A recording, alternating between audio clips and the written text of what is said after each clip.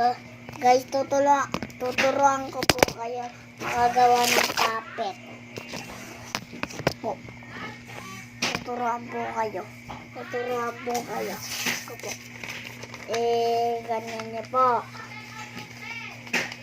Ganito po. Ganito mo. Ganito mo po. Ganyan mo pa. Tuwid.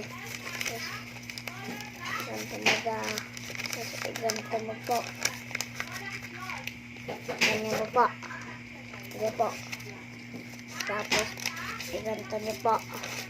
Nakaganyan po. Nakaganyan po. Tapos, po, talikod mo. Tapos, isa pa din ganyan. Tapos, may nakikita ng ganito sa butas. Kunin mo daw. Tapos, ilagay mo papunta dito. Tapos, kunin mo to.